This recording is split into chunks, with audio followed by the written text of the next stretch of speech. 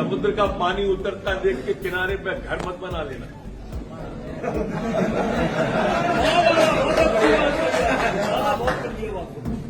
मैं लौट के आऊंगा, ये वादा है।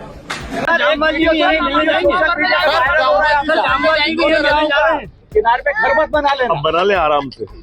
समुंदर का पानी उतरता देख किनारे पर घर मत बना लेना, मैं फिर लौट कर आऊंगा, वादा है मेरा। ये शायरी उस वक्त चर्चा में आई जब पूर्व गृह मंत्री नरोत्तम मिश्रा 2023 दतिया विधानसभा चुनाव हार गए थे। इस एक लाइन को लेकर सियासी गलियारों में तरह तरह के मायने निकाले गए थे, लेकिन अब वही नरोत्तम मिश्रा बदले हुए अंदाज में नजर आए। जब मीडिया ने उसी शायरी का जिक्र किया तो उन्होंने मुस्कुराते हुए जवाब दिया कि अब घर बना लेना।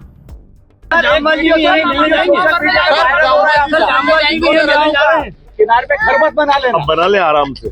2023 विधानसभा चुनाव हार के बाद नरोत्तम मिश्रा की ये शायरी ने राजनीतिक हलकों में खूब सुर्खियां बटोरी थी। समुद्र का पानी उतरता देख किनारे पर घर मत बना लेना, मैं फिर लौट कर आऊंगा, ये वादा है मेरा। इस शायरी को कई लोगों ने उनकी राजनीतिक वापसी के संदेश के तौर पर भी देखा था, तो कई तरह की अटकलें भी लगाई गई थी। इस बीच दतिया उपचुनाव के प्रत्याशी का ऐलान बीजेपी ने किया। आशुतोष तिवारी को दतिया से चुनावी मैदान में उतार दिया। ऐलान के कुछ देर बाद दतिया में नरोत्तम समर्थक जुटने लगे और हाईवे तक जाम कर दिया। पत्थरबाजी हुई, खूब हंगामा मचा, लेकिन हंगामे के बाद भी नरोत्तम का कोई बयान या वो खुलकर सामने नहीं आए। फिर खबर आई कि नरोत्तम डबरा स्थित उनके घर पर है। वहां से निकलकर सीधा नरोत्तम मिश्रा भोपाल पहुंचे और संगठन मंत्री, मुख्यमंत्री और प्रदेश अध्यक्ष के सामने हाजिरी लगाई, जिसके बाद नरोत्तम के तेवर फीके पड़ते दिखाई दिए। वो कहने लगे कि पार्टी ने फैसला सोच समझ कर लिया होगा। उन्होंने ये तक कहा कि वो आशुतोष तिवारी के लिए प्रचार भी करेंगे। बहुत सारगर्भित बात हुई, बहुत अच्छी बात हुई। दतिया को जिताने की बात हुई, दतिया जीतने की बात हुई। दतिया हम जीत रहे हैं, जीतेंगे।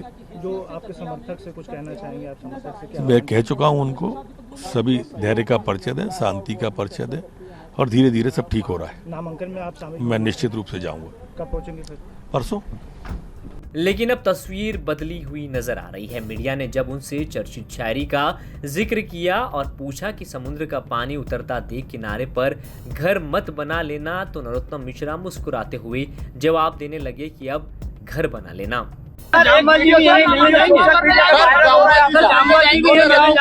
किनारे पे घर मत बना लेना। अब बना ले आराम से।